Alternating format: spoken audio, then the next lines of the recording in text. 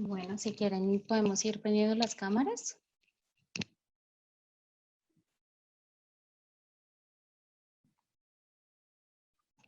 Gracias. Listo, estamos listos para empezar.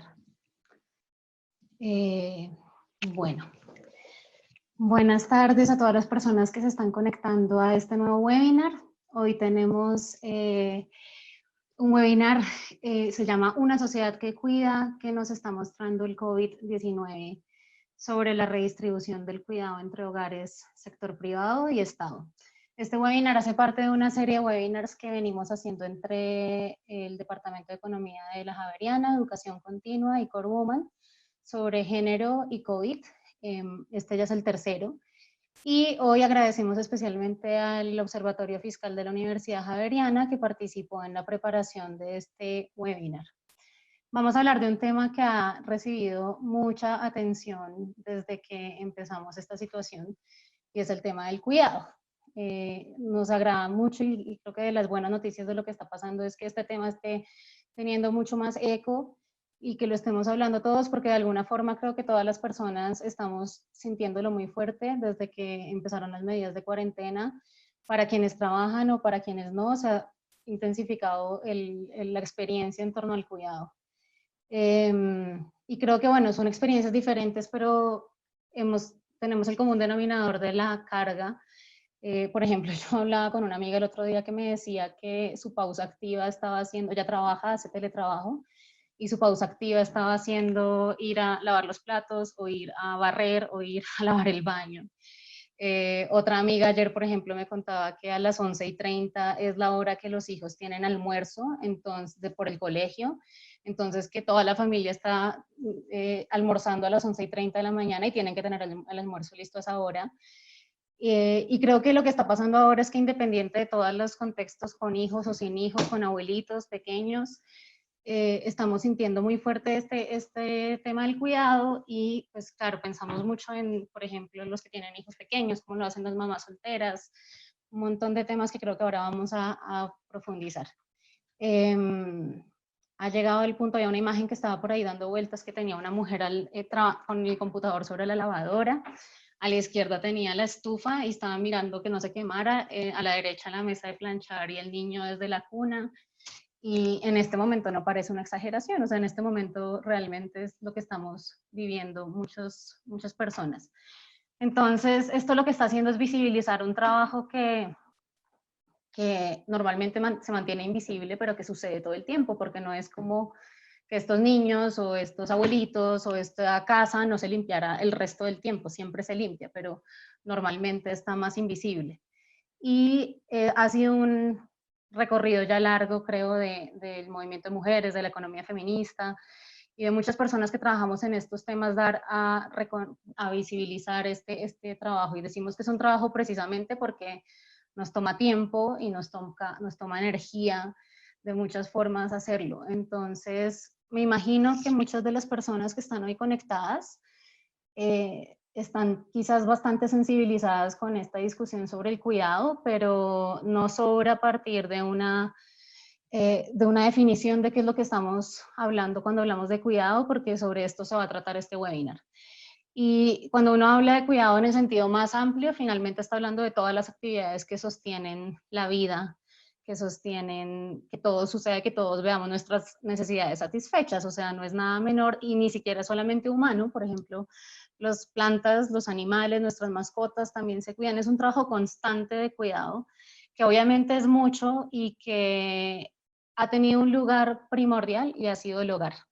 Sin embargo, no sucede solamente en el hogar, pero es donde más se realiza este trabajo y es principalmente realizado por mujeres, desproporcionadamente realizado por mujeres. Sobre esos números ya vamos a hablar ahora. Tenemos una panelista con bastantes números. Pero en general sabemos que cuidados hay de muchos tipos y hoy en día ya hay unos incluso que están remunerados, que lo realizan varias personas en la sociedad, pero que a pesar de todo esto sabemos que están principalmente en el hogar y recaen desproporcionadamente sobre las mujeres. Y hoy queremos partir de poner la lupa en dos problemas evidentes sobre el cuidado. El primero es el bajo reconocimiento de este trabajo y el segundo es la mala distribución que hay.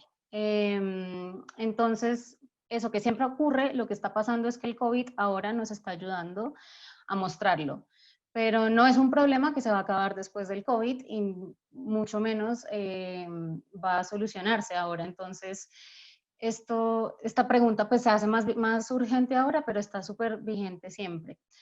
Y no puedo acabar la introducción sin hablar de algo muy importante, y es el contexto económico difícil para las mujeres. Que ya sabemos que incluso antes del COVID normalmente tienen, por ejemplo, en el mercado laboral unos indicadores en contra de ellas: mayor desempleo, mayor informalidad, menores ingresos, pero que además estamos muy asustados todos los que trabajamos en este tema, porque lo que nos está mostrando esta crisis es que puede haber un golpe muy grande hacia el empleo femenino.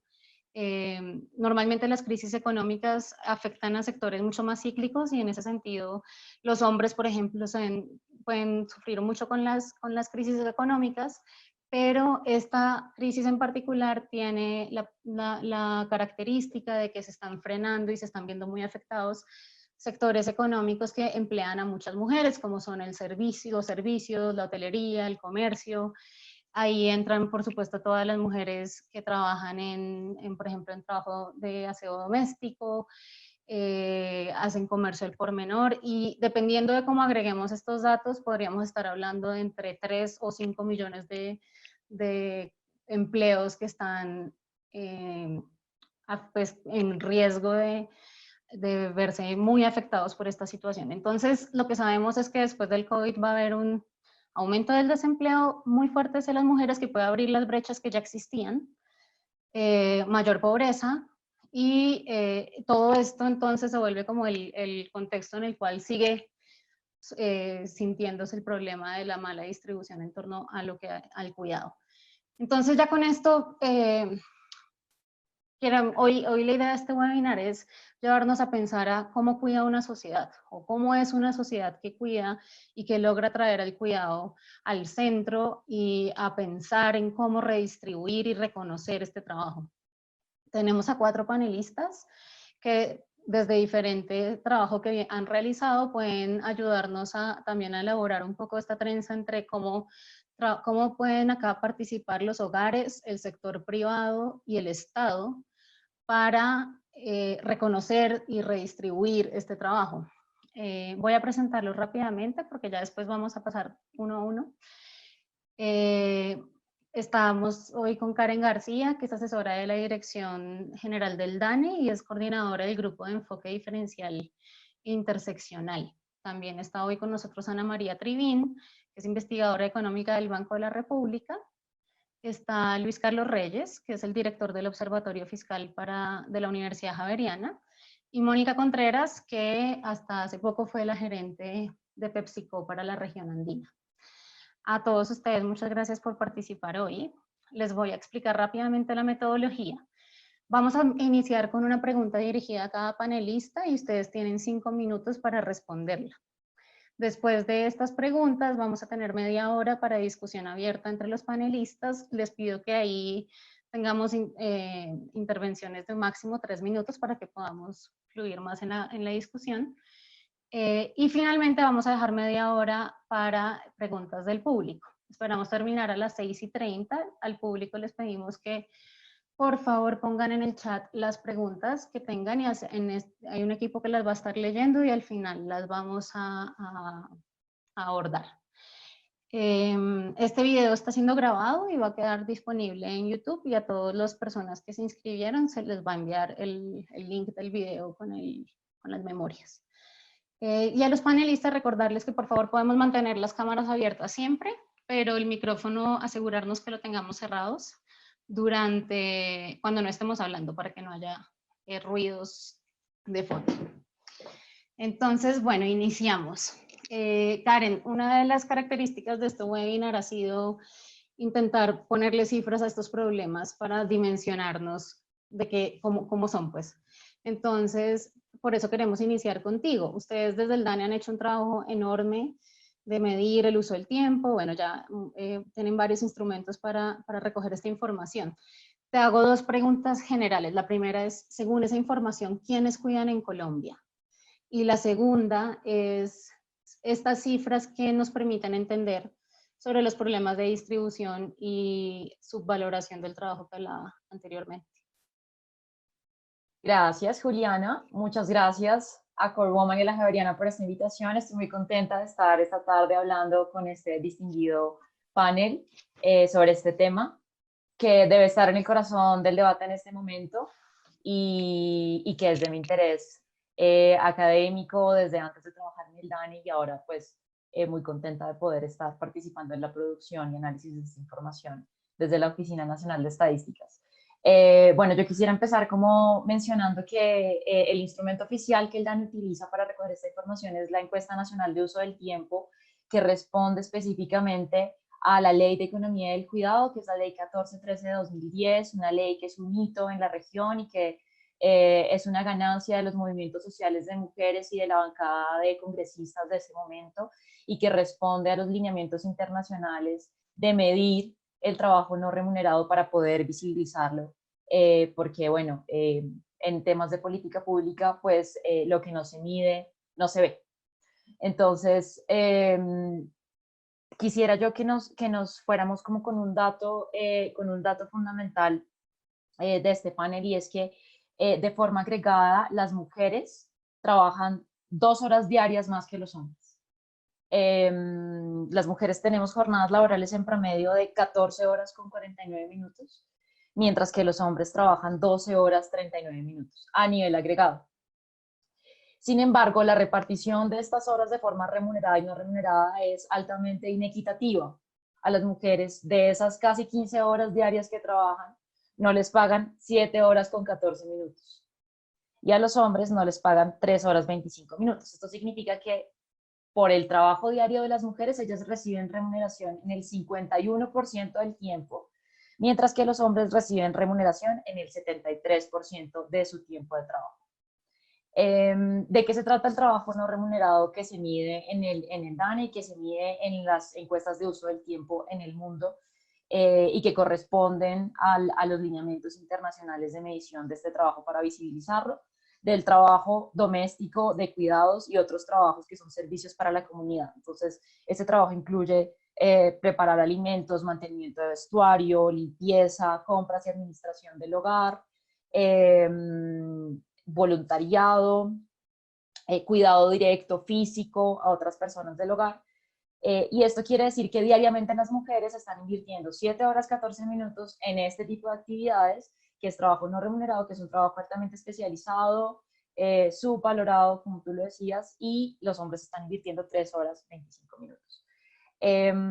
Un poco también lo que las estadísticas nos dicen es que pues la brecha en trabajo no remunerado diaria es de 4 horas entre hombres y mujeres, la brecha de género, más o menos, ¿no? Aproximadamente. Y pues esto, si son 4 horas diarias de brecha, a nivel semanal estas brechas se van multiplicando, ¿no?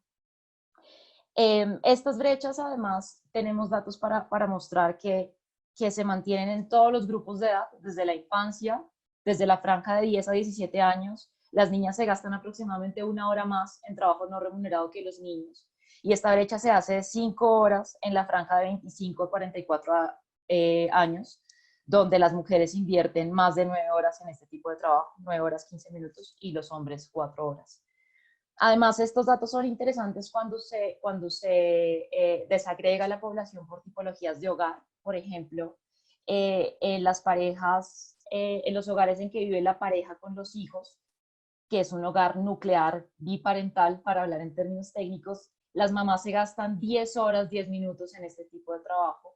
Los papás se gastan más o menos la mitad, 4 horas, 50 minutos. Y esta división sexual del trabajo se mantiene también en el caso de los mamás y papás solteras y solteros. Las mamás solteras se gastan 7 horas 40 minutos, los papás solteros 4 horas y media. Y es muy interesante que incluso en los hogares unipersonales esta brecha se mantiene. Las mujeres que viven solas se gastan 1 hora más que los hombres en este tipo de trabajo, 3 horas y media frente a 2 horas y media, que es interesante para ver cómo las brechas o las segregaciones educativas de la infancia en los roles tradicionales, pues se mantiene incluso cuando son hogares unipersonales. Y esto puede incluso afectar a los hombres de maneras en que se ha comprobado desde otro tipo de datos. Por ejemplo, que comen peor que las mujeres. Bueno, y esto también se mantiene, esta división sexual del trabajo se mantiene también en todos los estratos, en todas las regiones. A medida que se incrementa el estrato, por ejemplo, los tiempos disminuyen un poco, pero la división de género se mantiene siempre. Y bueno, para hablar un poco del valor de este cuidado en la economía, pues resulta que si este trabajo se pagara, sería el sector más grande de la economía, equivaldría al 20% del PIB, de acuerdo con la cuenta satélite de economía del cuidado del DANE, y las mujeres aportan el 76% de este trabajo. 20% del PIB es un valor más alto que cualquier otro valor que se calcule actualmente. O sea, este trabajo es el trabajo más demandado en la economía. Todos los hogares lo producen, todos los hogares y todas las personas lo requerimos.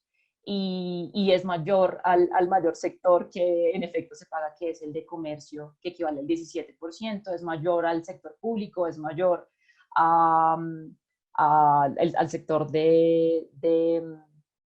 ¿cuál es el tercero? Bueno,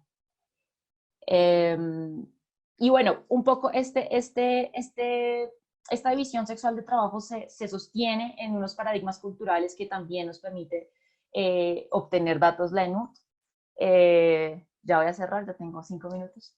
Y es que al final de la ENUD, la última ENUD incluyó unas preguntas sobre percepciones, sobre roles tradicionales de género, y el 70% de los hombres y el 67% de las mujeres colombianas están de acuerdo con que las mujeres son mejores para el trabajo doméstico que los hombres, y el 40% de los hombres y el 36% de las mujeres están de acuerdo con que el deber de un hombre es ganar dinero y el deber de la mujer es cuidar del hogar y la familia.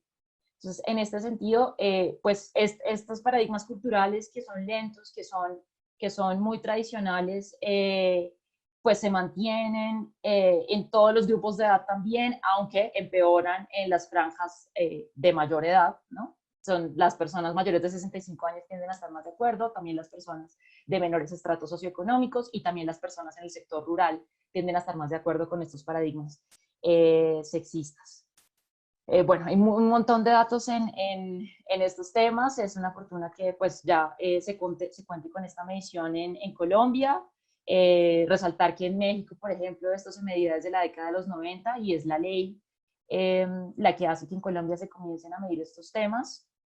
Y yo quisiera cerrar con una conclusión, y es que a veces no se relaciona muy bien que esta división, se sabe que las mujeres están sobrecargadas con los trabajos del hogar y con los trabajos de cuidado, pero a veces esto no se relaciona directamente con sus resultados en otras áreas de la vida, y resulta que esto puede ser la base de las desigualdades, ¿no? Como tú lo decías, pues el tiempo es un recurso escaso. Si las mujeres tienen menos tiempo disponible para trabajar o para educarse, pues van a ser menos competitivas o van a dar unas señales que los empleadores leen con esos mismos estereotipos. Y al mismo tiempo, al tener menos ingresos, van a tener menos herramientas para participar en igualdad de condiciones en la toma de decisiones al interior de los hogares.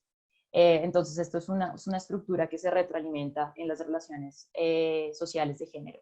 Bueno, cerrar con un agradecimiento a todo el equipo del DANE, al GEDI, al equipo de la ENUT, a toda la gente que ha trabajado en el montaje de la ENUT desde hace 10 años, al director del DANE, que ha estado, ustedes saben, posicionando mucho estos temas de forma transversal, y a las mujeres de mi familia que me han enseñado a valorar mucho este tema.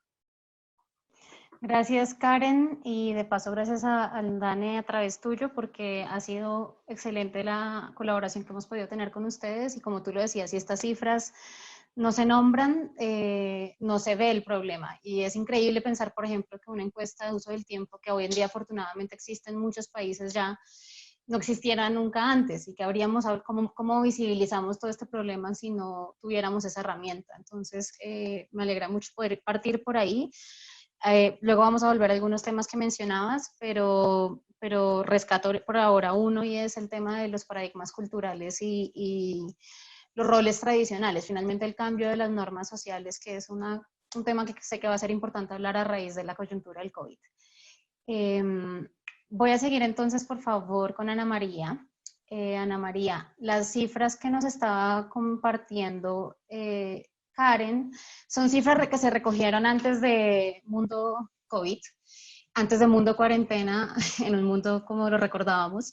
Y la pregunta que te quiero hacer a ti es similar a la que le hice a Karen, pero ahora en el mundo COVID. Entonces, lo mismo, pues, como ante este panorama de cuarentena y de recesión económica, ¿cómo podría cambiar este trabajo que se hace, esta distribución y la valoración que se hace sobre el trabajo del cuidado?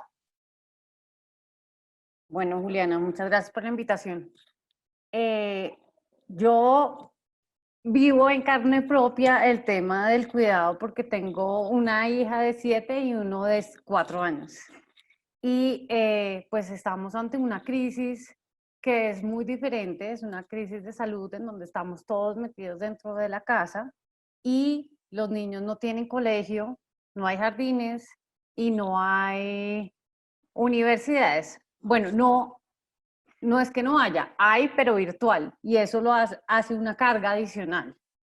Entonces, dentro de la casa vamos a tener a los niños necesitando la atención activa directa, la atención de supervisión directa y la atención indirecta. Esos son los 3 conceptos de cuidado que nosotros tenemos. Entonces, la atención activa directa es todo eso que uno hace con los niños pequeños, que es alimentarlo, bañarlo, vestirlo, que esa se necesita que esté uno a uno. La atención de supervisión directa es estar pendiente. Y la atención indirecta es lo que hacen, por ejemplo, las mamás de los universitarios, porque he preguntado en mi clase de economía de género, ¿quién cocina? Termina la mamá cocinándole al hijo. Y todos los universitarios que están acá, por favor, no hagan que la mamá les cocine, cocinen. Entonces, pues eso es una cantidad de tiempo que le recae a la mujer. Y como teníamos, como nos contó Karen, esa carga tan grande hacia las mujeres, eso ya se negoció. Venimos ahora a este nuevo momento en donde estamos todos metidos dentro de la casa y es muy difícil empezar a renegociar otra vez. Entonces va a seguir esa carga fuerte hacia la mujer. Entonces, estábamos mirando con Paula Herrera precisamente todos los datos de las familias y con Karen. Y tenemos que 6 millones de personas viven en pareja. Lo que esperamos que pase ahí es que repliquen lo que ya ha pasado. Entonces, que la carga mayor sea para las mujeres y eso termina siendo que muchas de ellas van a tener menos horas para trabajar. Por otra parte, tenemos un grupo grande de madres solteras, son 1.835.000. Para las madres solteras que tienen que estar haciendo colegio virtual, y créanme que el colegio virtual es tenaz, eso toca hacer 80.000 tareas, toca ayudarles en todo, es un montón de horas que uno le mete a eso. Eso va a hacer que las madres solteras, para ellas va a ser muy difícil trabajar. Entonces vamos a tener un grupo que está muy vulnerable. Mirando los datos de las ocupadas, de las mujeres ocupadas, tenemos que 481.247 mujeres ocupadas viven con niños, por lo menos un niño menor de 10 años, y que 771.592 viven con un niño, con al menos un joven menor de 18 años. Eso quiere decir que son mujeres que van a tener que gastar un montón de tiempo en cuidado no remunerado y por tanto van a quedar muy vulnerables. ¿Por qué? Porque muchas de ellas seguramente van a perder sus empleos o van a tener que reducir la cantidad de horas que trabajan. Entonces, la situación que estamos actualmente puede empeorar aún más esa distribución inequitativa del cuidado y puede volver a las mujeres más vulnerables. Por ejemplo, las mujeres que viven en pareja, con toda esta nueva carga de cuidado, si no hay un cambio en la distribución del cuidado y a ellas les toca ejercer todo, bajan sus horas de trabajo y al bajar sus horas de trabajo van a recibir menos ingresos y eso también las hace más vulnerables para la violencia intrafamiliar. Yo tengo también un paper con otras 2 investigadoras del Banco de la República en donde miramos que cuando aumentan los ingresos de las mujeres, ellas se empoderan más y reciben menos violencia intrafamiliar. ¿Por qué? Porque esa mujer que recibe ingreso puede tener una opción de salida de ese hogar, pero cuando se vuelve completamente dependiente no tiene la opción de salida. Entonces, esto puede exacerbar el problema y que empecemos a retroceder en todo lo que hemos mejorado y todo lo que hemos logrado las mujeres. Ahora, también hay una ventana ahí que nos puede dar una luz de esperanza, y es que en el sector salud hay muchas mujeres trabajando. Y esos son trabajos presenciales críticos en los que ellas tienen que estar. El 73% del sector salud son mujeres. Esos son aproximadamente 700.000 mujeres. Esas mujeres van a tener que estar por fuera del hogar y el papá va a tener que asumir toda la carga. Entonces, en esas familias va a haber un cambio en quién asume la carga del cuidado. Y cuando uno mira, por ejemplo, papers de licencias de paternidad, hombres que toman licencias de paternidad cortas, de unos periodos de, póngale un mes, eso hace un cambio total en la familia. Por ejemplo, hace que en la familia se redistribuya mejor todo el trabajo no remunerado que se da dentro del hogar. También se ve que el papá se ve más involucrado en la vida del hijo de ahí en adelante. Y también hay papers mostrando que hijos de mamás trabajadoras se terminan casando en una mayor proporción con mujeres trabajadoras. Entonces eso es como un cambio cultural, un cambio en cómo se piensa cuál debe ser el rol de la mujer. Entonces por ahí hay una luz que puede ser que haya unas mujeres que van a tener que trabajar por fuera del hogar y los hombres van a tener que teletrabajar, entonces ahí puede haber un cambio de estereotipos. Ahora, son 700.000 mujeres de 9 millones. Seguramente va a haber otros trabajos que van a tener ellas que salir, no necesariamente los de salud y que los papás van a poder teletrabajar, pero no sé qué tan fuerte va a ser ese factor para que tengamos una revolución en quien ejerce el cuidado de la casa.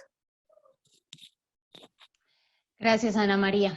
Has mencionado un montón de temas que, como decía Karen al inicio, es una red en que muchas cosas se tocan entre sí, entonces que la mujer pueda trabajar obviamente tiene que ver con su capacidad de defenderse de una persona agresora y también tiene que ver con el trabajo que hace en su casa y mejor dicho, todo es una red donde por eso este tema tiene tanta importancia también. Y tú hablabas ahorita sobre todo de la redistribución al interior del hogar, o sea, cuando hay algún choque por como lo que está pasando ahora, ¿qué va a pasar? ¿Cómo van a tomar las decisiones esos dos adultos, suponiendo que hay dos, para redistribuir el trabajo? Pero precisamente una de las ideas detrás de formar este webinar era que se habla mucho más de la redistribución al interior del hogar y se habla menos de la redistribución al interior de la sociedad. No decir que el primero no es importante, es supremamente importante. Pero también hablar de, bueno, esto no puede ser una cosa que recae totalmente en la espalda de los hogares, cuando además se reconoce que el trabajo, la salud de las personas, todo eso incide sobre finalmente el todo, ¿no? Las finanzas públicas, el sector salud, todo. Entonces por ahí voy pasando a Luis Carlos, a quien le quiero preguntar sobre esa mirada desde el Estado. Entonces, ¿cómo puede también y cómo participa acá lo fiscal, el gasto público, lo tributario, en la posibilidad de redistribuir y remunerar también y reconocer el trabajo de cuidado y cómo también hacerlo en la luz de esta coyuntura? Luis Carlos, estás con el micrófono cerrado. Gracias.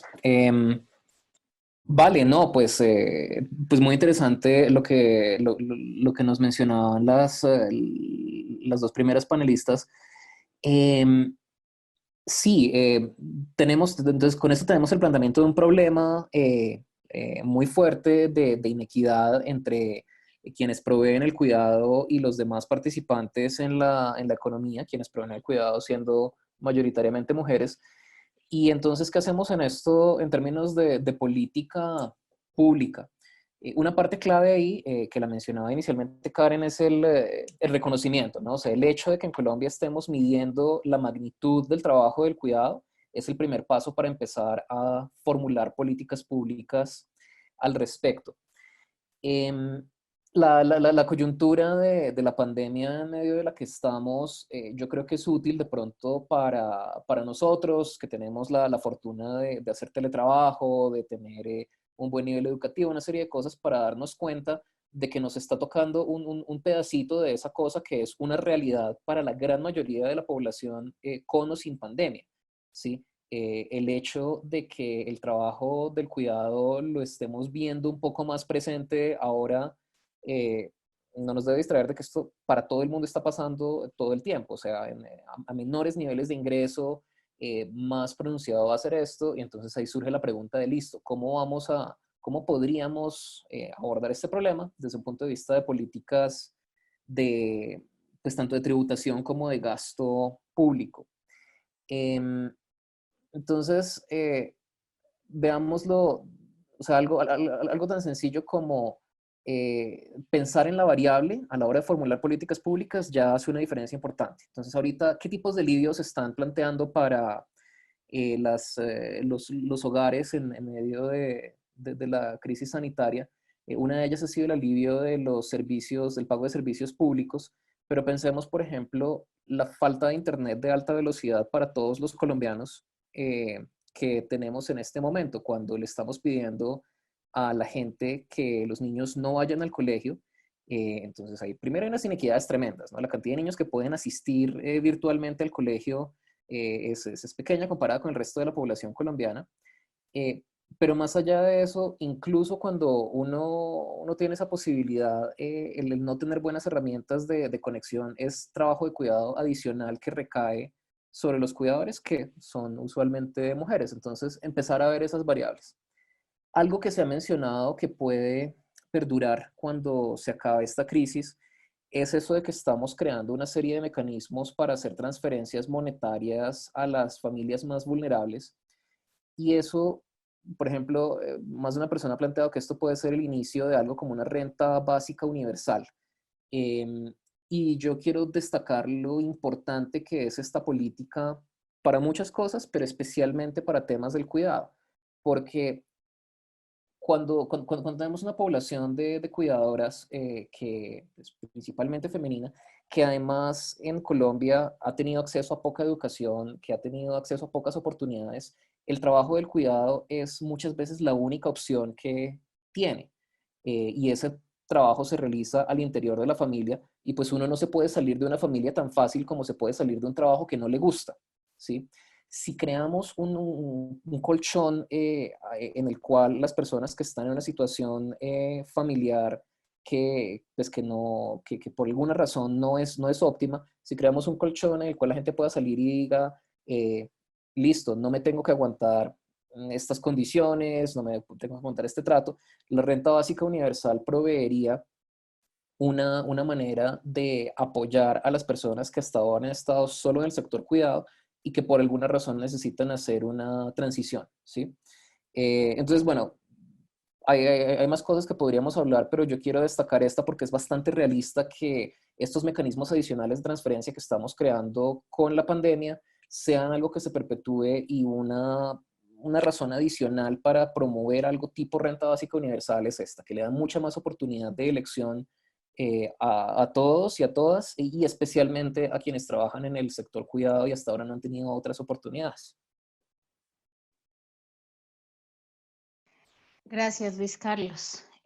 Súper interesante ese tema y no voy a profundizar ahí, pero creo que ahorita podemos en la discusión también hablar sobre eso. Yo pensaba, por ejemplo, en algún momento cuando los gobiernos han incorporado en sus finanzas, en sus presupuestos, muchos más rubros que tienen que ver con cuidado en una situación como la que estamos ahora.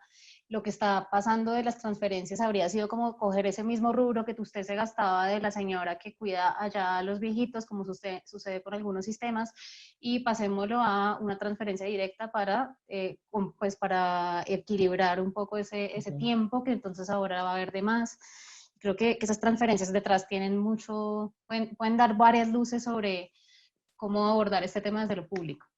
Pero como les decía, también ahora estamos buscando también cómo participa el sector privado, y con esto ya pasó nuestra última panelista para pregunta directa, que es Mónica, que pues vienes completamente, Mónica, de la experiencia. Me contabas ahorita antes de iniciar que duraste 20 años trabajando en PepsiCo, y creo que esta también es como una parte súper importante y necesaria en esta discusión, y es, bueno, súper importante el tema, súper importante el tamaño del trabajo que la gente hace. No puede tampoco quedarse el sector privado al margen de esto. Y la pregunta para ti va entonces enfocada a cómo el sector privado participa y ayuda a que se haga esa redistribución, se haga ese reconocimiento del trabajo. Y también de paso, cómo desde tu visión, si crees que esta coyuntura va a acelerar el proceso por el cual las empresas empiezan a reconocer este trabajo, porque muchas también lo están sintiendo. O sea, muchas tienen a sus trabajadoras en este momento eh, pasando pues el malabar del cuidado y del trabajo. Hace una semana tuvimos un webinar donde estuvo la dueña de un negocio de uñas que es muy grande en Colombia, y nos decía que estaba viendo todo el tiempo, son casi todas madres cabeza de familia, como le había tocado flexibilizar muchas cosas para que ellas pudieran seguir trabajando. Entonces, ¿cómo participan acá las empresas? Bueno, antes que nada, mil gracias, Juliana, y tanto a Core Woman como a la Universidad Javeriana, un agradecimiento muy grande por abrir este espacio de diálogo para lo que hemos llamado esta situación de la economía del cuidado. Yo realmente tengo que decir que, si bien es cierto, y quiero referirme un poco a Colombia, porque en el 2010, lo mencionaba al comienzo Karen, cuando el presidente Santos firma la ley 1413, y fuimos el primer país en América Latina que empezamos a medir qué significaba la economía del cuidado dentro de la sociedad. Yo sí quiero traer algunos números de aquel momento, y Karen tal vez los debe tener ahora más frescos, pero yo me acuerdo muchísimo que en aquel momento, cuando el tema apareció y cuando se empezó a hablar de economía del cuidado, mucho de lo que se encontraba en muchas de las discusiones era que la economía del cuidado tenía una mayor participación en el PIB del país que muchos de los sectores importantes, como era el sector, la economía del cuidado en aquel momento era el 19%, participaba en el 19% del PIB del país. Y cuando íbamos y miraba qué pasaba con otros sectores, encontrábamos, por ejemplo, que el agrícola, me acuerdo mucho, estaba participando solamente con el 6, el industrial con el 11, o incluso que el sector financiero participaba con el 18.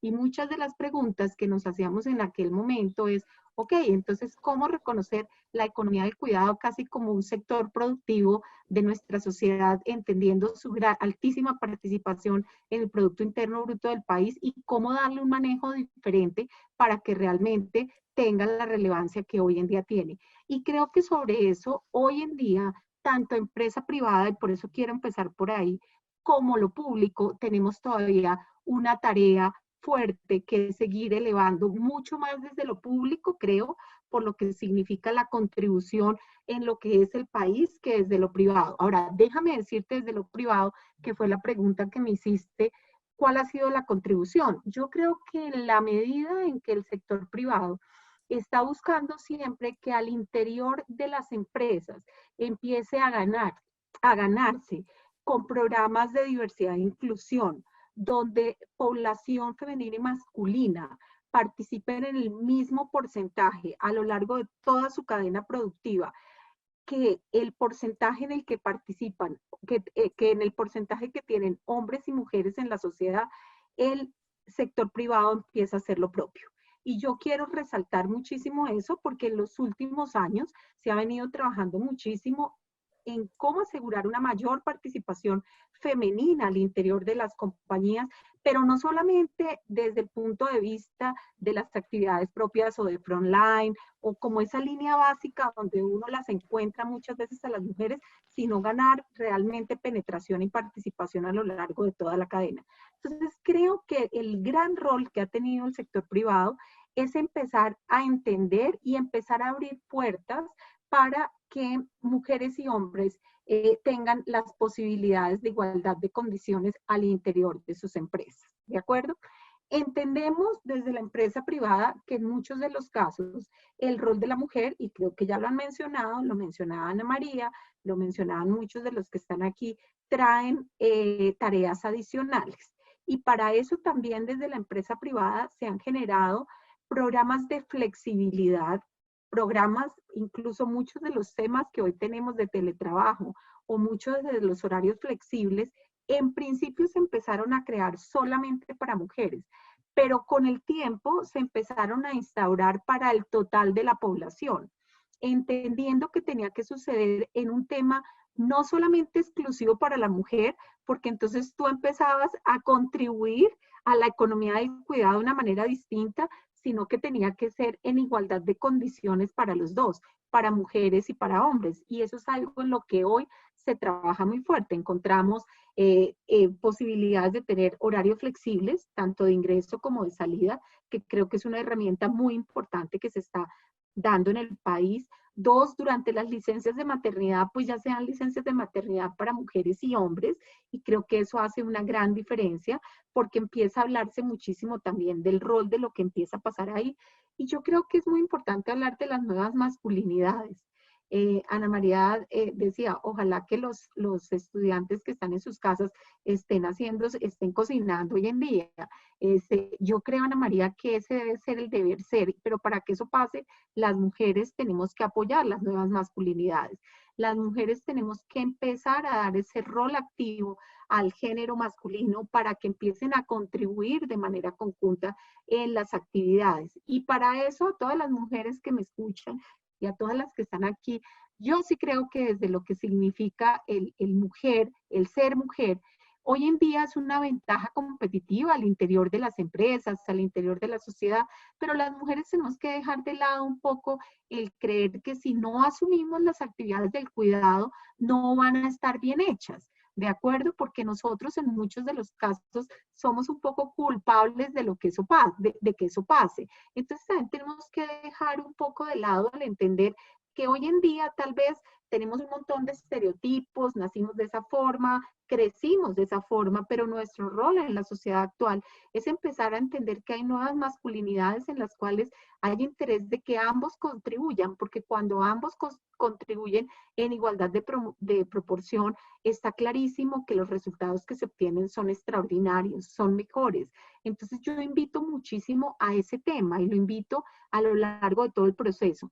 La empresa privada, y creo que esto es muy importante, Juliana, mencionarlo, a lo largo de las diferentes industrias ha venido abriendo espacio muy importante para el rol de la mujer a lo largo de toda la cadena productiva. O sea, tú te encuentras proyectos con mujeres agricultoras, tú te encuentras proyectos con mujeres que empiezan a hacer sus startups de negocio y hay una contribución muy importante al poderlas apoyar. Entonces yo creo que la empresa privada ha empezado a abrir espacio para que la mujer esté a lo largo de toda la cadena de valor.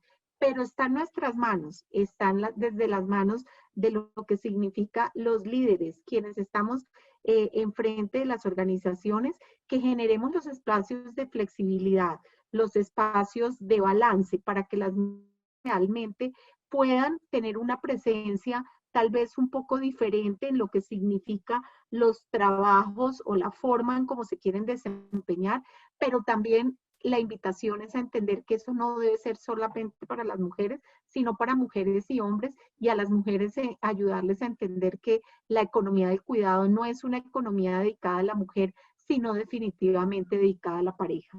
Y creo que desde ahí se construye muchísimo y ese creo que es un trabajo muy grande que se está haciendo.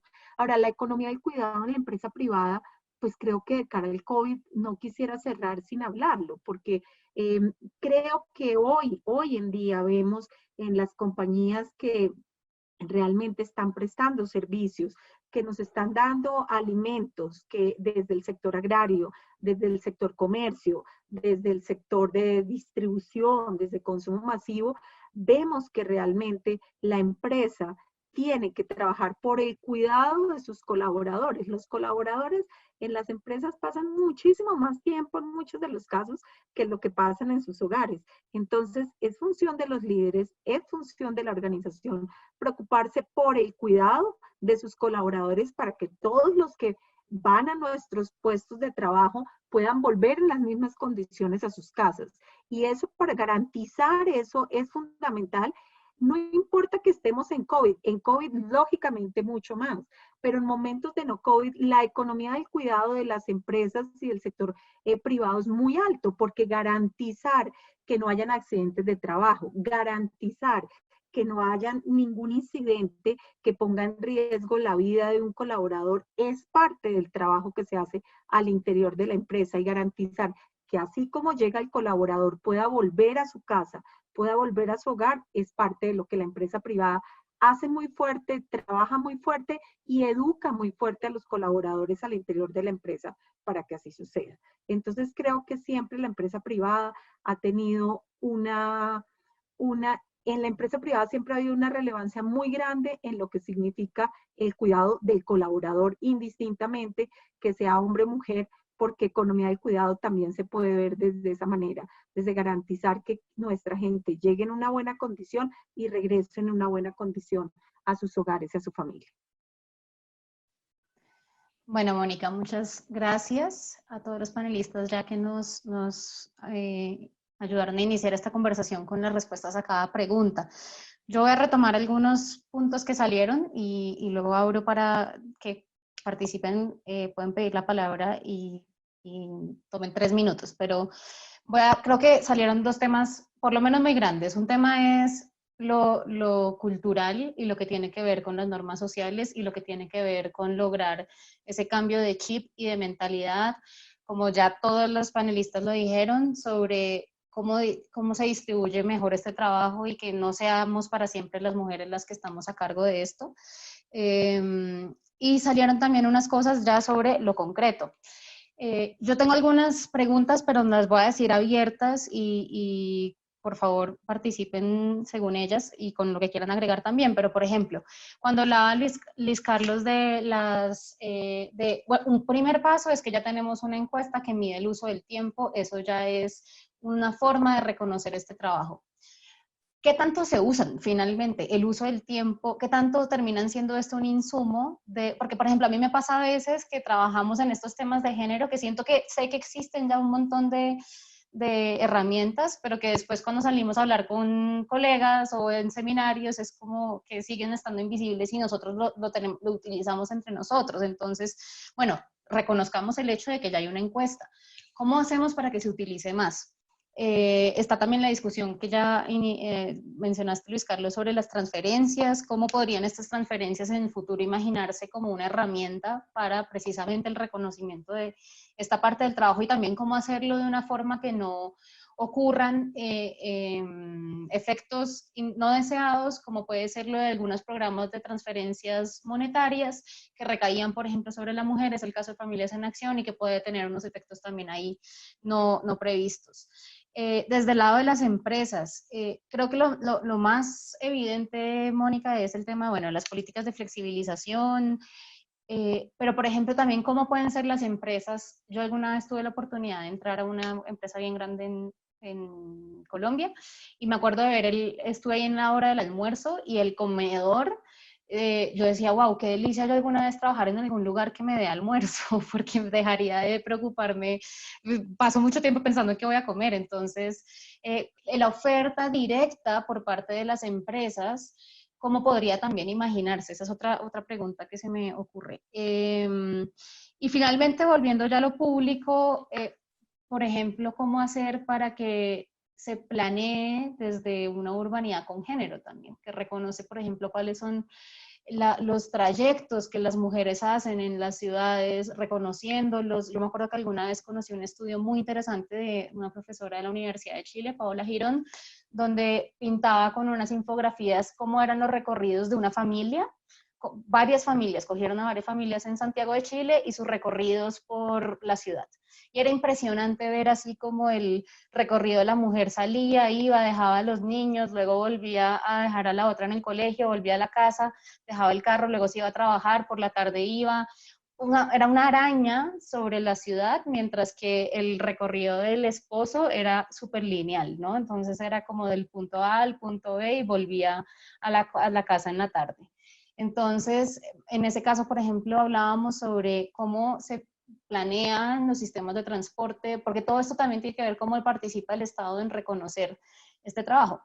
Y yo creo que este es un tema en el que uno se puede poner muy filosófico y creo que en realidad esta es una coyuntura que nos invita a pensar y repensar cosas. O sea, a veces estamos tan ocupados y el tiempo y no nos alcanza, pero parto por una pregunta y ahí lo suelto es, a mí me preocupa, por ejemplo, que muchas veces pensar en que esta inclusión de la mujer para cerrar las brechas ha terminado en algunos casos siendo equiparar o igualar a la mujer en una carrera que es una carrera muy productiva, una carrera muy volcada hacia el espacio laboral, el espacio que siempre fue público, pero donde terminan muchas veces las mujeres entonces recargándose de un montón de jornadas más. Entonces, bueno, yo ya logré trabajar, soy profesional, estudio y bueno, tengo una gran carrera profesional, pero eso a costas de tener finalmente una calidad de vida, porque a veces uno termina pensando, ¿no será que se trabaja demasiado? ¿No será que,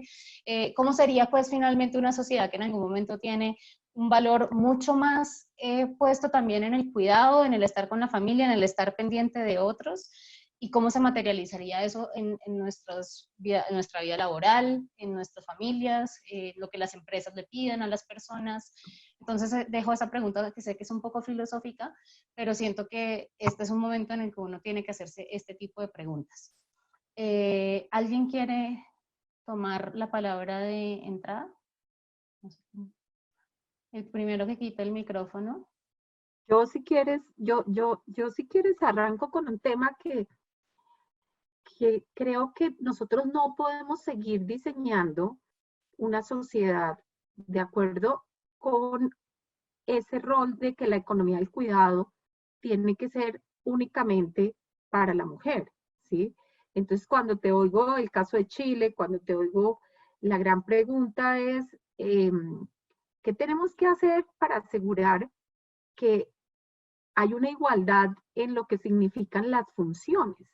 Y mi invitación es mucho más a lo individual, ¿de acuerdo? Porque en el momento en que cada uno de los miembros de la sociedad entendemos que el rol de los hijos puede ser un rol compartido, que incluso es más productivo su desarrollo si hay responsabilidad de ambos, ¿de acuerdo? Porque eso está probado, que definitivamente necesitamos o podemos abrir espacios y esos espacios de flexibilidad, esos espacios de trabajo a distancia, esos espacios de teletrabajo, no tienen que ser diseñados solamente para una parte de la población, llámese para el género femenino, sino también para ambos, y que desde ahí la sociedad alcanza a ser mayormente productiva, ¿de acuerdo? Y que el uso de un montón de herramientas se hacen de manera mucho más eficiente y se es más rápido, se es más ágil y somos mejores cuando existe ese doble rol. Yo lo que invitaría en ese lado, Juliana, es a devolvernos a pensar en una sociedad cada vez más incluyente, donde la posibilidad de participación de género esté en igualdad de condiciones, y que si realmente la decisión de la economía del cuidado es una decisión propia de cualquiera de los dos, se den las herramientas necesarias para que quien tome ese rol lo haga de la mejor manera. Y creo que eso es un poco lo que yo invitaría mucho más a verlo de esa manera que a verlo excluyente hacia una parte de la población, ¿de acuerdo? Entonces, sí quisiera como empezar con ese enfoque que realmente es mucho más diverso, es mucho más incluyente, y seguramente el país va a sobresalir muchísimo más porque lo vamos a hacer mejor si lo empezamos a lograr. Seguramente sí. Gracias, Mónica. Luis Carlos, dale, si quieres quitar el micrófono. Sí, no, pues estoy completamente de acuerdo con Mónica, desde luego. Es muy importante para cambiar estos imaginarios culturales, aparte de hacernos el propósito personalmente digamos, de repensar nuestras actitudes, contar con modelos para que las niñas vean que hay una multiplicidad de cosas que pueden hacer y que es posible para ellas hacer en términos de su ocupación profesional, ¿sí? Mucha evidencia nos muestra que en la medida que hay mujeres en cargos de alta responsabilidad, ¿sí? Políticas, gerentes generales de empresas, académicas, pues el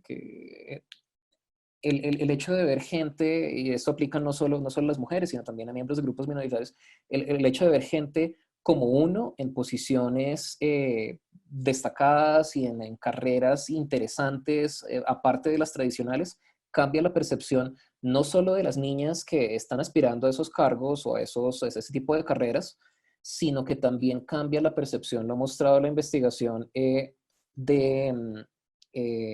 sus propios padres, ¿sí? O sea, imagínense, por ejemplo, la situación en la cual los padres quieren lo mejor para su hija en términos profesionales y de hecho piensan, yo no quiero que mi hija se dedique a estas actividades tradicionales, sino que tenga otro tipo de oportunidades. Pero si ellos se ven en medio de una sociedad en la cual esa es la única alternativa, pues de pronto lo más razonable por parte de estos padres es educar a su hija para la sociedad que le tocó y no para la que les gustaría eh, que existiera, ¿sí? Entonces, en la medida que existan estos modelos, es muy importante y podemos promover esos modelos a nivel social, ¿sí?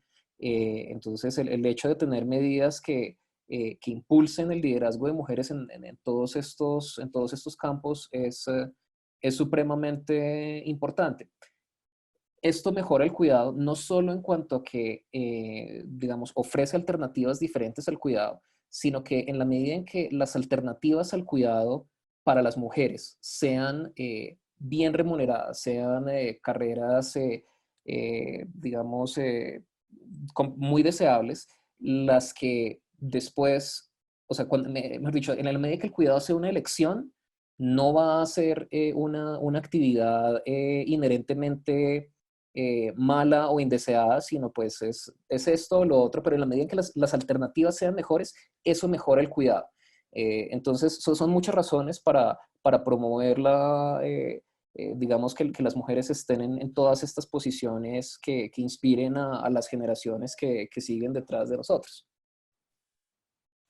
Sí, gracias Luis Carlos. Yo ahí recojo harto la palabra de elección, que tiene mucho que ver con el círculo de pobreza que sabemos que condena a muchas mujeres que no tienen ninguna elección. En algunos casos la pareja puede negociar, acordar, etc., pues es un trabajo que igual se tiene que hacer, pero la elección en este momento es para muchas personas todavía en Colombia, por ejemplo, imposible de imaginar. Ana María y Karen quisieran, Ana María, te quito el micrófono, dale. Yo sí quería hablar de algunas cositas que se mencionaron. Lo del teletrabajo me parece que es clave y eso puede dar una otra ventana para las mujeres, porque muchos trabajos imposibilitan el cuidado y al mismo tiempo crecer profesionalmente. Ahora que todos los trabajos tienen que hacer todo este esfuerzo para meterle el teletrabajo, eso va a abrir una gama de posibilidades de trabajo para las mujeres, creo yo. Entonces, de pronto vamos a tener un portafolio más grande de posibilidades de trabajo en las mujeres y puede ayudar a que se avance más rápido en la carrera, pudiendo balancear familia y trabajo. Lo de las nuevas masculinidades me parece también súper importante y también creo que con el teletrabajo da la posibilidad de que hombres que de pronto no habían ejercido el cuidado o habían hecho trabajo doméstico porque simplemente nunca estaban en la casa, pues ahora tienen la posibilidad de hacerlo. Entonces eso también puede dar un espacio para que cada uno explore trabajos que no había hecho antes. Hay otra cosa que se me olvidó mencionar y que creo que es muy importante en esta crisis, y es el tema de que se tiene una creencia que los niños son como esos vectores de transmisión del virus. Y hay como un susto de que los niños transmitan el virus. Entonces, muchos abuelos sí ejercían el cuidado de los niños, y ahorita como esa población es la que se ve más afectada por el COVID, puede que los abuelos decidan no hacer el cuidado de los niños por miedo al contagio. Entonces, esto aún más va a hacer que las madres sean las que terminen ejerciendo el cuidado. Y otra cosa que tú mencionaste que me parece interesante es cómo se puede hacer que esa encuesta de uso del tiempo sirva más. Y una de las formas que puede servir más precisamente en un proyecto que estamos con Natalia Ramírez y con Paula Herrera, y es usar esa encuesta para meterla dentro de los modelos macroeconómicos. ¿Por qué? Porque todas las políticas fiscales y monetarias que se hacen tienen detrás unos modelos macroeconómicos, y esos modelos no tienen el sector cuidado. Y si no tienen el sector cuidado, pues nadie va a hacer políticas para el sector cuidado. Entonces, si logramos que se empiecen a hacer modelos macroeconómicos con el sector cuidado, vamos a poder hacer que este tema empiece a tener una relevancia y se pueda distribuir mejor. Eso es. De acuerdo Gracias, con Ana María. Ahí justo sigue Karen. Sí, gracias. De acuerdo con Ana María, yo creo que ya contar con estas cifras y con distintas perspectivas para poder desagregarlas y mostrarlas es un avance fundamental, es un avance que no ha sucedido tampoco de un año para otro. O sea, la declaración de Beijing de 1995 es la primera en la que cientos de países se comprometen a empezar a medir este tema y a introducirlo en el sistema de cuentas nacionales a través de una cuenta satélite. Y pues esto fue hace más de 30 años. ¿Sí? Entonces, en este sentido es un proceso largo, pero es un proceso en el que empezamos a ver cada vez indicadores que se van usando más, que se van usando más en la academia. Es una encuesta, digamos, que tiene unas complejidades de agregación de tiempos, digamos, a nivel metodológico, pero que cada vez está siendo más usada. Y también desde el DANE, lo que hemos estado haciendo es como salirnos de las estrategias de comunicación tradicionales para generar como unos formatos infográficos o interactivos que permitan llevar estos datos al público no especializados. Tenemos un simulador en nuestra página en el que las personas pueden ingresar cuánto tiempo gastan haciendo actividades del hogar, barriendo, cocinando, arreglando ropa, cuidando a otras personas del hogar de manera directa, y podrían saber cuánto esto le está ahorrando en realidad al hogar porque lo está haciendo una persona dentro del hogar gratis en vez de pagar por ello. Ahora, hay otra cosa a considerar que tiene que ver con lo que también decía Ana María, y es que si esto se empieza a introducir en las cuentas nacionales, se puede ver cómo esto se podría absorber desde el sector privado o desde el sector público. Por ejemplo, en Estados Unidos es mucho más usual tener robots que hacen aspirada y trapeada sin que la gente esté cogiendo la escoba y el trapero. Pero por supuesto que hay que considerar el tema de las brechas de ingreso, ¿no? ¿Cuánto puede costar un robot que barre y aspira, pero que me ahorra un tiempo significativo de la semana? Más cuando las familias son grandes o son familias con niños pequeños o con adultos mayores, con personas dependientes. He visto también, aprovecho para abordar algunas de las preguntas que he visto en el público. Hay cosas muy interesantes que salieron, y aprovechando que Luis Carlos está acá desde la perspectiva fiscal, y es sobre la influencia, por ejemplo, de exenciones tributarias, que me hace acordar de la película sobre Ruth, la primera mujer de la Corte Suprema, que se llama On the Basis of Sex, que habla sobre una segregación tributaria en materia de cuidado. Y creo que es muy importante que desde las políticas públicas y los diseños tributarios se den los incentivos adecuados, que es lo que, por ejemplo, no pasa con los sistemas de conditional cash transfers y es lo que ya ha encontrado la literatura en varios estudios. Por ejemplo, está este paper sobre familias en acción de Camacho y Rodríguez, si no estoy mal, sobre cómo shocks de ingreso o demoras en las transferencias pueden causar estrés que incrementa la violencia intrafamiliar, y sobre cómo las disminuciones en la violencia intrafamiliar derivadas de las disminuciones de estrés por estas transferencias no están incentivadas vía empoderamiento de las mujeres.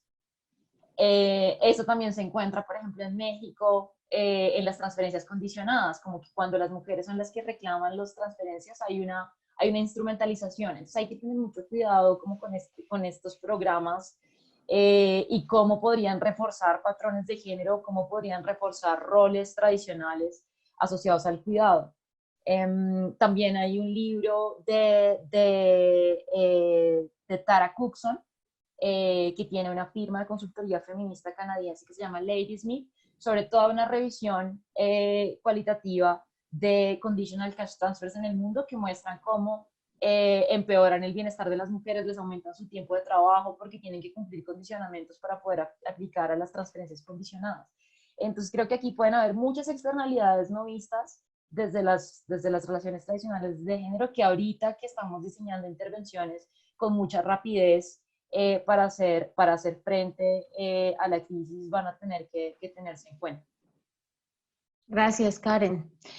Sí, como lo decías, Karen, ha habido hartos... Yo quisiera hacer ahí un llamado en ese punto, perdóname que te interrumpa, al rol de la educación en el país.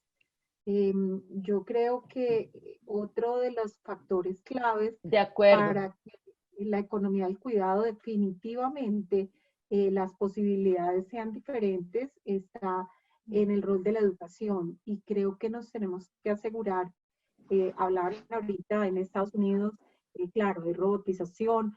Cuando vamos y miramos, ahí lo estaban preguntando incluso a través del chat, las empleadas del servicio doméstico, pues sabemos que todas por lo general son mujeres o son trabajos que están casi quedados para mujeres. Y la gran pregunta es, ¿por qué llega una mujer a convertirse en una empleada de servicio doméstico? ¿Cuáles son las posibilidades en educación que el país le brinda y que realmente o no tiene o es lo que le lleva a eso? Entonces creo que la educación es un factor que no podemos dejar de lado, en el cual tenemos que garantizar una participación mucho más fuerte de la mujer en lo que significa el desarrollo de sus capacidades, su nivel educativo, desde lo básico, lo elemental, de acuerdo, pero que realmente puedan tener un acceso a la educación mucho más fuerte que lo que se tiene hoy en día, y creo que ese es un rol muy relevante en el cual los gobiernos y las sociedades nos tenemos que mover.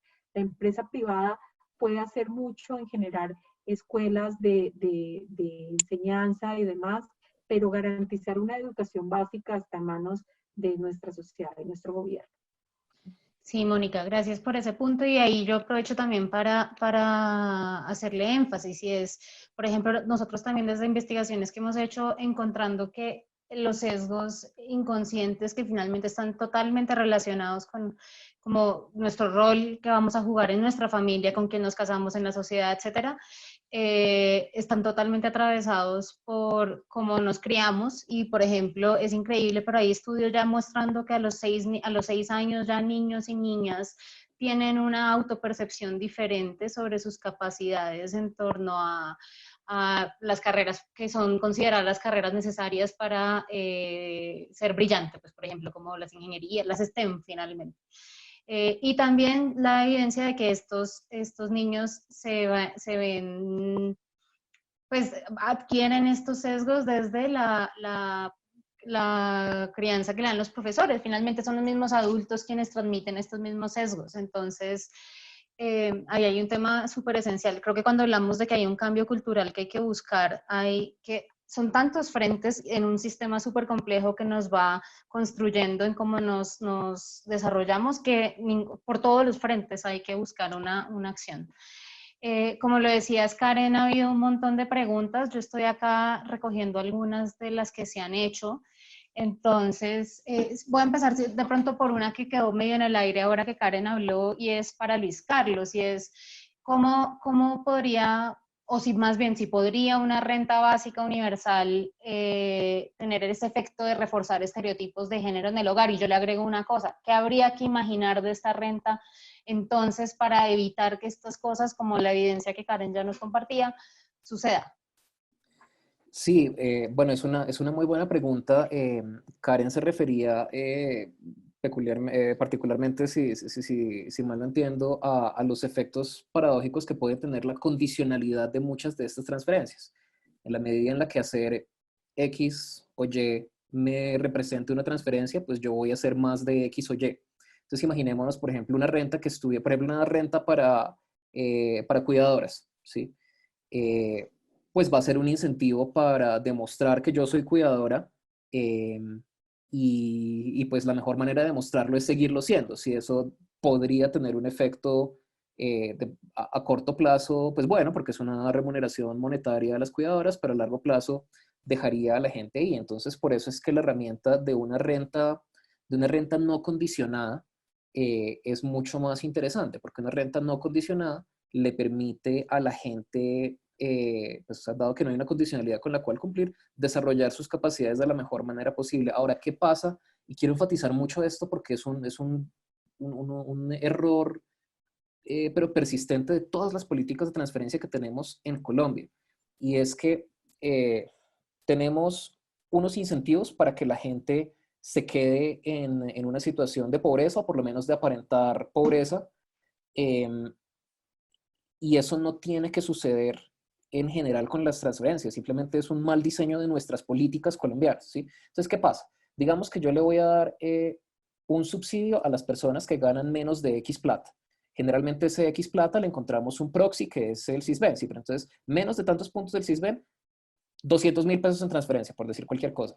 En el momento que usted sobrepasa un puntico de eso o su equivalente en pesos, pues pierde todo el subsidio. Obviamente yo me voy a, o sea, pues a menos que sea como, mejor dicho, supremamente preocupado con mostrarle todo muy honesto al gobierno, yo me voy a inventar la manera de, no sé, de pronto voy a mantener pisos de tierra, voy a no moverme a una ocupación en la que yo sospeche que mando la señal de que estoy ganando más plata, ¿sí? En efecto, esta condicionalidad me va a dar incentivos para quedarme en una situación de pobreza. ¿Cómo diseñamos una transferencia que no tenga este problema? Es facilísimo. O sea, lo podemos solucionar, o sea, con voluntad política se soluciona pronto. Y es, eh, hay un phase out, se llama eso, del subsidio. ¿Sí? Entonces, por cada peso adicional que yo me gano, la situación en la que estamos ahora es, me gano un peso más de lo que me debo ganar, me quitan todo el subsidio.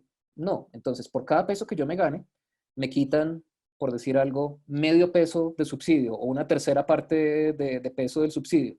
Y seguimos avanzando así hasta que llegamos a un nivel de ingreso en el cual yo no estoy recibiendo nada de subsidio y siempre he tenido incentivos para ganar más plata, siempre he tenido incentivos para trabajar, para ganar más plata y para salir adelante.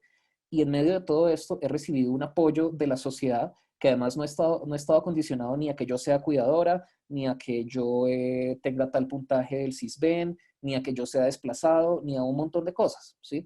Entonces, es un rediseño relativamente simple de los programas que tenemos y quitaría un montón de incentivos perversos, pero pues también deberíamos tener en cuenta, claro, ahora que estamos empezando y qué chévere que lo estamos haciendo, hablar de cuidado en el país, no crear más de estos programas que nos dan el incentivo perverso pues de estar en una situación económica que no es la óptima. Súper interesante. Gracias, Luis Carlos. Voy a retomar una pregunta que se hizo pues más a forma general para todos los panelistas, pero es, ¿cómo tiene que ver acá también la informalidad con esta? Por ejemplo, en el caso que mencionas de las transferencias, Luis Carlos, obviamente uno de los desafíos gigantes, y es titánico el trabajo que se está haciendo ahorita para poder transferir todo esto, pero cuando nos encontramos con que los errores son que no hay una base de datos, que no hay cómo conseguir a las personas, uno sí esperaría que este momento nos está obligando a hacer una acelerada así gigante de generar esta información que se necesita, pero lo que sabemos que es un gran obstáculo es también la altísima informalidad que hay en Colombia y que con esta situación se puede subir. Entonces, por un lado, ¿cómo puede pegar eso? Y por el otro lado también, esta pregunta es sobre cómo también la flexibilización que se hace sobre estos temas de, pues para encajar mejor la vida, el trabajo, el cuidado con la vida laboral, pueden también terminar por precarizar más a personas a quienes se buscaba beneficiar. Entonces, ¿alguien quiere levantar la mano sobre esas preguntas?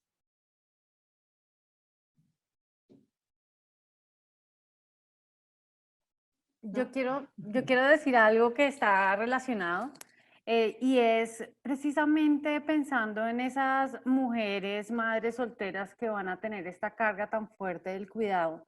Y si muchos de los subsidios sí están apuntándole a los grupos del CISBEN más abajo, vamos a tener que las madres solteras que están en clase media van a estar muy vulnerables. Porque esas mujeres no van a tener como un safety net de dónde quedarse, van a tener unas pérdidas muy fuertes y pues van a tener que asumir una carga de cuidado muy grande, van a reducir sus horas de trabajo y qué va a pasar con ellas.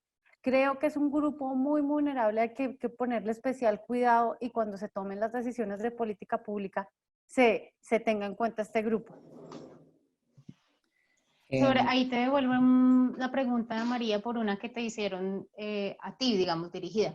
Y te la voy a leer: ¿cómo podemos estar seguras que en las familias de las trabajadoras del sector salud se da la redistribución de los cuidados no remunerados y se evite que caiga recarga, o sea, se genera una mayor recarga en ellas al estar por fuera y dentro del hogar, ahora que tú hablabas también de las que estaban por fuera del hogar durante esta época?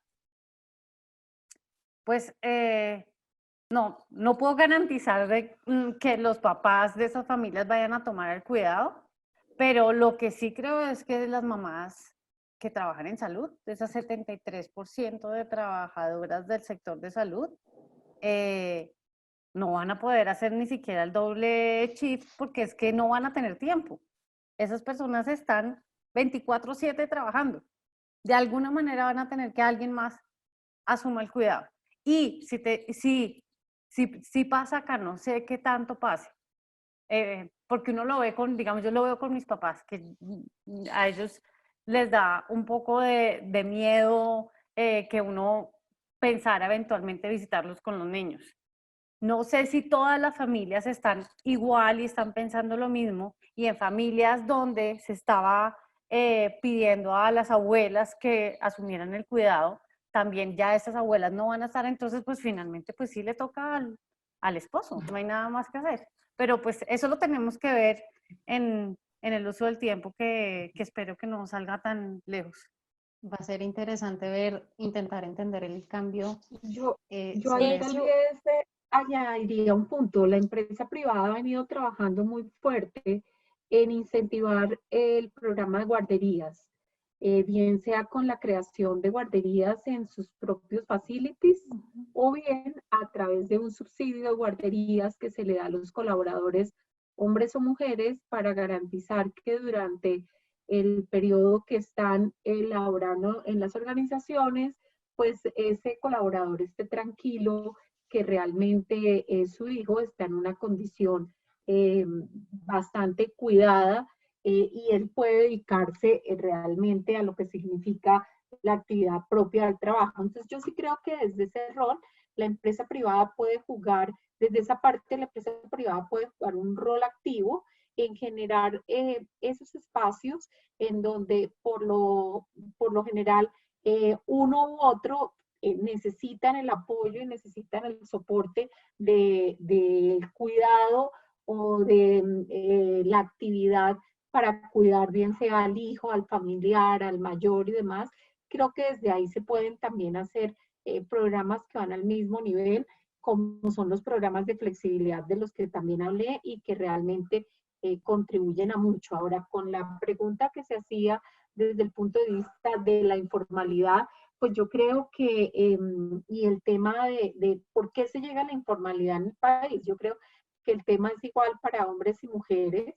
realmente, y ahí tal vez es donde hago la conexión fuerte de vuelta con todos los temas de educación y generar posibilidades para todos, en donde el sector, la sociedad en general y el sector tanto público como privado tienen un rol sustantivo en abrir espacios y generar oportunidades para todos. Y creo que la empresa privada lo ha venido haciendo de manera destacada, buscando darle a la mujer una relevancia a lo largo de toda la cadena productiva, desde la base hasta las posiciones más altas. Entonces, reitero este punto y creo que la situación de informalidad va igual, va para ambos géneros, y creo que ahí la educación es el pilar fundamental.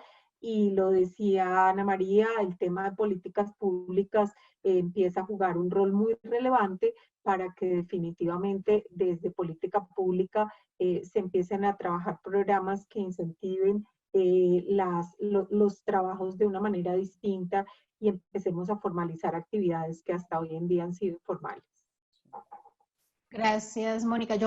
Sé que Karen va a hablar, pero voy a meter ahí la cucharada para decir una cosa que sí es importante hablar sobre cuando hablamos de informalidad y cuidado, y es el caso de cuando una mujer, hace una semana hablábamos para las costureras. Entonces, Natalia Ramírez precisamente nos hablaba del caso cuando podías elegir trabajar con una empresa formal, seguir ciertas no flexibilizaciones en ese caso, era más bien la dificultad para empatar la vida laboral con la vida del cuidado. Entonces, por ejemplo, si eres una madre soltera, te quedaba mucho más difícil cumplir el horario, hacían cosas como que no pueden mirar el celular mientras estaban trabajando o algo así.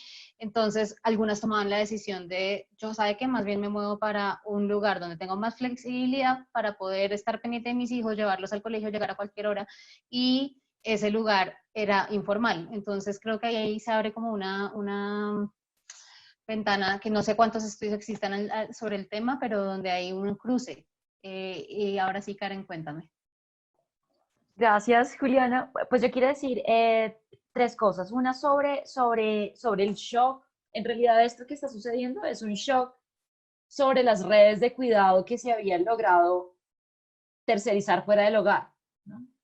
Entonces, los abuelos no pueden cuidar ahora, las guarderías cerraron, o sea, todas las formas en que los hogares podían apoyarse, e incluso las redes como las madres comunitarias en que los hogares podían apoyarse, están rotas. Los hogares están teniendo que hacer esto solos.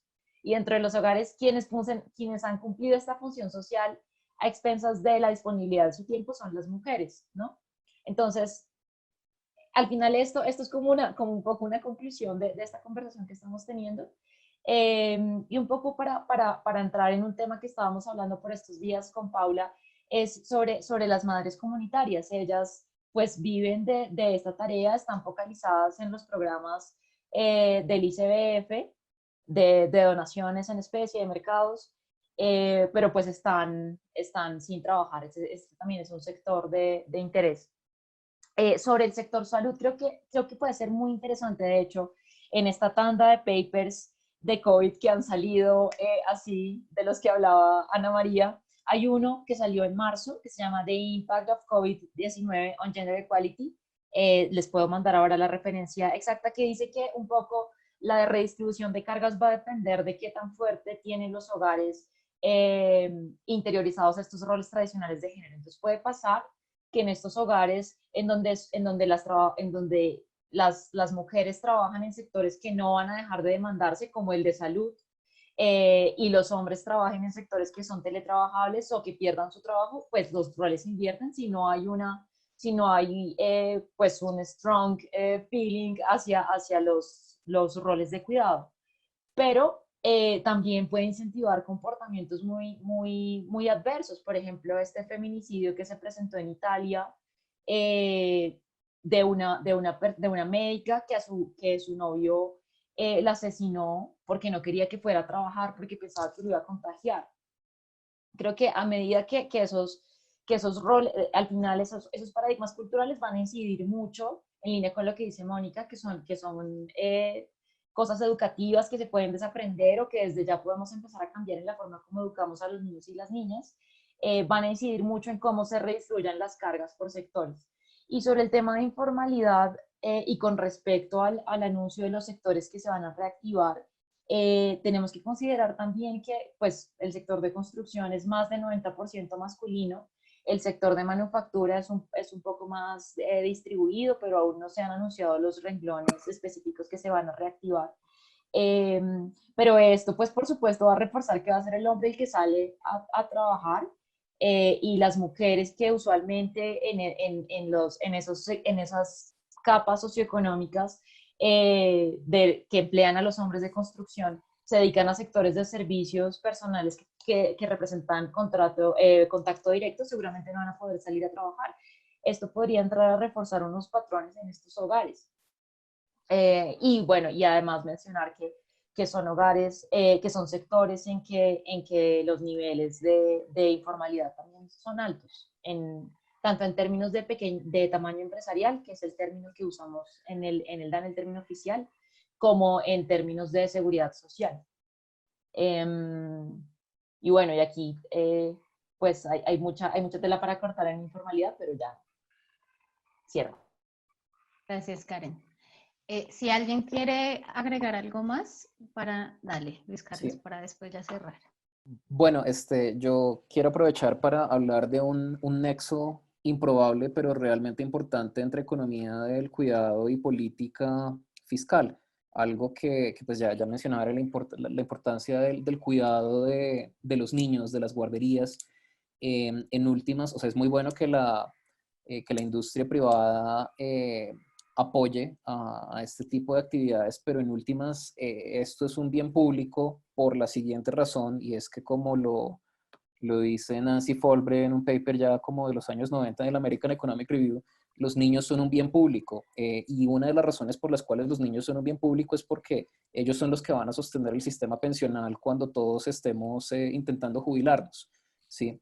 En este momento ya Colombia está teniendo menos niños por mujer de lo que se necesitaría para sostener el tamaño de la población, y si seguimos en esta tendencia, podemos encontrarnos con una situación en la cual no hay suficiente gente aportando al sistema de pensiones para que nos podamos jubilar. Antes, cuando o sea, en una economía tradicional en la cual pues los hijos, cuando los papás están viejos, reciben apoyo de los hijos, este problema de bien público, pues sus externalidades todas están internalizadas, pero ahora que tenemos una organización social distinta, realmente el que haya niños suficientes para la próxima generación es un bien público, y por lo tanto subsidiar el cuidado de estos niños es muy importante, porque cuando las mujeres tienen que elegir entre una carrera profesional o dedicarse a cuidar niños, pues muchas van a elegir lo primero, y pedirles que internalicen todo este costo de una actividad que tiene un beneficio social supremamente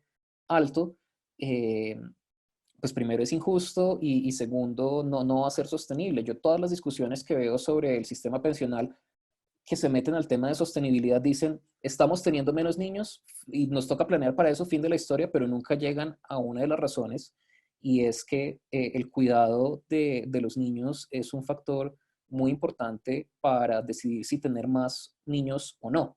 En fin, yo quería resaltar ese vínculo porque casi no se habla de él, y creo que es importante a la hora de promover una política de preescolares universales de alta calidad en el país. Luis Carlos, muchas gracias por ese último comentario. Yo precisamente lo voy a utilizar para conectar con un tema que está detrás de todo lo que hemos ido hablando, y es el cambio en las dinámicas de la economía del cuidado y de todo el trabajo de cuidado que se realiza, cuando cada vez va a tener mucha más participación la vejez, y cuando cada vez el trabajo que gastábamos para cuidar niños, quizás hace mi abuela, tenían familias con muchos más niños, pero yo al ser abuela no va a ser esa la historia, y finalmente lo que vamos a tener es un montón de personas de edad adulta, mayores, que también requieren un montón de cuidado, y que también van a necesitar que tanto las familias o el sistema público tome ese trabajo de cuidado, y que hasta ahora pues está recayendo igual que las otras formas de cuidado en su mayoría sobre los hogares. Yo quería dar ese punto para precisamente ir cerrando, ya son las 6:29, con esta conclusión que la veníamos diciendo desde el inicio, pero lo del COVID es apenas como un shock, como decías Karen, que coge y pone toda la atención en esto y nos permite tener espacios como este, que menos mal están ocurriendo y ojalá se propaguen mucho más. Pero cuando pasa el COVID no se acaba el problema, al contrario, seguimos con esta dinámica, este cambio en la dinámica poblacional, estas decisiones que decía Luis Carlos, por ejemplo, de las mujeres de decidir no tener más hijos, porque claro, cuando reconoces lo que es la economía del cuidado y todo esto ocurre además en el marco de, voy a recoger también sobre lo que decía Karen, el avance pues tecnológico, ¿no? Como este reto ocurre cuando a la vez se inventan robots para solucionar parte del problema y a la vez se busca hacer teletrabajo, pero muchas de estas cosas lo que tienen el potencial es de abrir más brechas. Entonces, por ejemplo, ¿cuántas personas pueden hoy en día realizar teletrabajo? La conexión, hablábamos desde el inicio para el tema de los que están con niños en el colegio y no tienen ni siquiera conexión a internet. ¿Cómo están esas familias trabajando en este momento? Trabajamos nosotros con una organización que está en Quibdó y nos decían todos los niños están como si estuvieran con el colegio parado. ¿Qué pasa? Nuevas brechas que se abren más y corriendo de nuevo el riesgo de que se vuelvan a profundizar las brechas entre hombres y mujeres, dependiendo de esto, cómo suceda. Para no cerrar así como amargo, voy a retomar la luz que decía Ana María la experiencia muestra que cuando ocurren choques grandes, y así fue con algunas crisis económicas, con la Segunda Guerra Mundial, hay diferentes evidencias de cómo cambian patrones al interior del hogar y aunque no es el único lugar donde esperamos que haya una redistribución, sí es con toda seguridad uno en el cual necesitamos que las mujeres sean cada vez más capaces de elegir cómo viven. Con eso cierro, para cerrar a tiempo, quedaron varias preguntas, pero siempre las leemos todas y buscamos traerlas a nuestras discusiones futuras. Les invito de una vez al próximo webinar, que es el próximo miércoles 29 de abril. Esta vez vamos a estar hablando sobre cómo están viviendo este choque las mujeres en la ruralidad desde un punto de vista económico. Y están todas las personas que hoy nos ven muy invitadas a participar. Les recuerdo que al final todo esto está grabado y les enviaremos un correo con el link de este webinar. Muchas gracias a quienes se conectaron y gracias a los panelistas por aceptar esta invitación. Gracias. Muchas gracias. Gracias. Un placer. Bueno, que les vaya muy bien. Chao. Chao. Muchísimas gracias. Buenas noches. Chao, Mónica, gracias. Gracias.